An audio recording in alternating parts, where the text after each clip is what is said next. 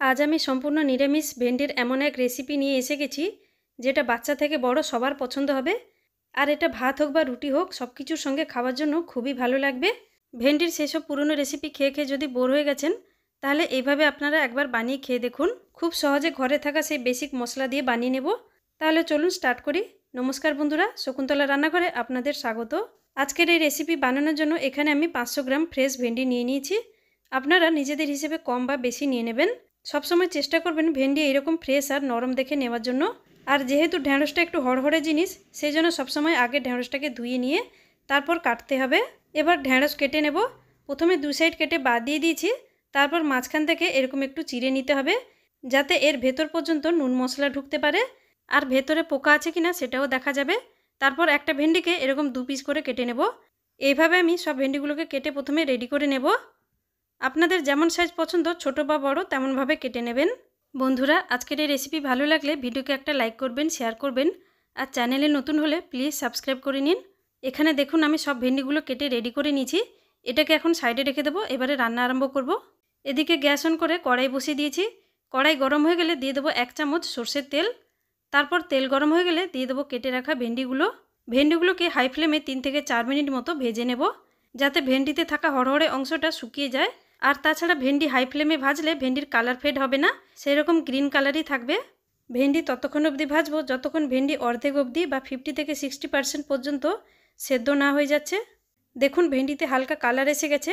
এবার গ্যাসের flame medium করে দিয়ে আরও 3 মিনিট মতো ভেজে নেব।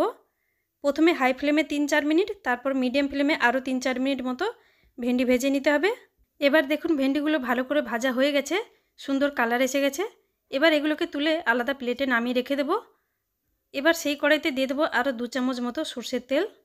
তেল গরম হয়ে গেলে দিয়ে দেবো 1 ছোটো চামচ গোটা জিরে, আর তার সঙ্গে হাফ ছোটো চামচ হিং। ফোড়ন ফুটে গেলে দিয়ে দেবো 1 বড় চামচ আদা থেতো করা, আর তার সঙ্গে 2টো কাঁচা লঙ্কা কুচি। এবার লো ফ্লেমে এগুলোকে কিছু সেকেন্ডের জন্য ভেজে নেব। গ্যাসের ফ্লেমটা এখানে লোতে রাখতে হবে। আদা কাঁচা লঙ্কা একটু ভাজা হয়ে গেলে দিয়ে দেবো টমেটো কুচি, আর তার সঙ্গে পরিমাণ মতো নুনও দিয়ে দেবো। এখানে আমি 500 গ্রাম ভেন্ডির জন্য 4টে মিডিয়াম সাইজের টমেটো কুচি করে কেটে নিয়েছি। আপনি চাইলে টমেটো পেস্ট বানিয়েও নিতে পারেন। এবার হাই ফ্লেমে টমেটো নেড়ে চেড়ে নেব যতক্ষণ না টমেটো একটু সফট হয়ে যাচ্ছে। আপনি যদি এই রেসিপিতে পেঁয়াজ রসুন দিতে চান, তাহলে টমেটো দেওয়ার আগে পেঁয়াজ রসুন দিয়ে ভেজে নেবেন। এবার দেখুন টমেটো একটু সফট হয়ে গেছে, টমেটো থেকে জল বেরোতে শুরু করেছে। এখন এর মধ্যে কিছু গুঁড়ো মশলা অ্যাড করব। প্রথমে দিয়ে দেবো হাফ ছোটো চামচ হলুদ গুঁড়ো, আর দেবো হাফ ছোটো চামচ কাশ্মীরি লঙ্কার গুঁড়ো কালারের জন্য, আর 1 ছোটো চামচ ধনে গুঁড়ো, তার সঙ্গে হাফ ছোটো চামচ আমচুর পাউডার। এবার এর মধ্যে 2 বড় চামচ দিয়ে দেবো ফেটানো টক দই। এই সময় গ্যাসের ফ্লেমটা একদম লোতে থাকবে। তারপর এসব কিছু ভালোভাবে মিক্স করে নেব। আপনি এখানে চাইলে দই নাও দিতে পারেন, তবে ভেন্ডি রেসিপিতে একটু দই দিলে টেস্ট অনেক বেড়ে যাবে। এবার এসব মশলাগুলোকে 3 থেকে 4 মিনিট মতো কষে নেব লো ফ্লেমে, বা যতক্ষণ মশলা থেকে তেল আলাদা না হয়ে যাচ্ছে ততক্ষণ মশলা কষে নিতে হবে। এই মশলা কষানোর সময় জলের ব্যবহার করবেন না। যদি খুব প্রয়োজন হয় তাহলে সামান্য একটু জল দিতে পারেন। আর যখনই এই ঢ্যাঁড়সের রেসিপি বানাবেন, ঢ্যাঁড়স কাটার পর ধোবেন না, নাহলে রেসিপি খারাপ হয়ে যাবে। এখানে দেখুন 3-4 মিনিট মতো মশলা ভালোভাবে কষিয়ে নিয়েছি। মশলা থেকে তেল আলাদা হয়ে গেছে। এবারেতে আগের থেকে ভেজে রাখা ভেন্ডিগুলো অ্যাড করে দেব, দিয়ে আস্তে আস্তে করে মিক্স করে নেব মশলার সঙ্গে। গ্যাসের ফ্লেম এখানে মিডিয়াম টু লোতে থাকবে। তারপর এরকম নেড়ে চেড়ে 5 মিনিট মতো রান্না করে নেব। 5 মিনিট মতো মশলার সঙ্গে ভেন্ডি রান্না করে নিয়েছি। এবার এতে দিয়ে দেবো হাফ চামচ চিনি দিয়ে আবার একটু মিক্স করে নেব। চিনি একটু দিলে টেস্ট ব্যালেন্স হয়ে যাবে, খেতে টেস্টি লাগবে। চিনি দেওয়ার পর মিক্স করে নিয়ে এবার লো ফ্লেমে ঢাকা দিয়ে আরও 2-3 মিনিট মতো রান্না করে নেব।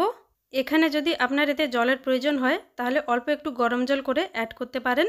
2-3 মিনিট পর দেখুন ঢ্যাঁড়স দেখতে কত সুন্দর হয়েছে, একেবারে ডিলিশিয়াস। এখানে একটু চেক করে নেবেন, যদি নুন কম হয় তাহলে এই সময় একটু অ্যাড করে দেবেন।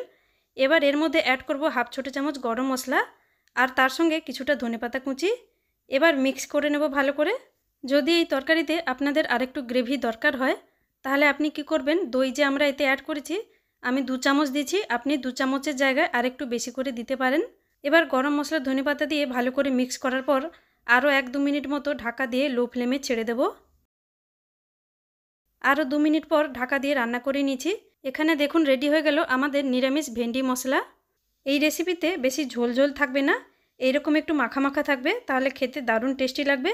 এইটা আপনারা রুটি বা ভাতের সঙ্গে খেতে পারেন, অসাধারণ লাগে খেতে। তাহলে আপনারাও নিরামিষ দিনে এই রেসিপি ঝটপট বানিয়ে নিন আর কেমন হয়েছিল আমার সঙ্গে শেয়ার করুন। আজ তাহলে এই পর্যন্ত, চলে আসবো আর একটা অন্য কোনো রেসিপি নিয়ে। ততক্ষণ ভালো থাকবেন, সুস্থ থাকবেন। Thanks for watching.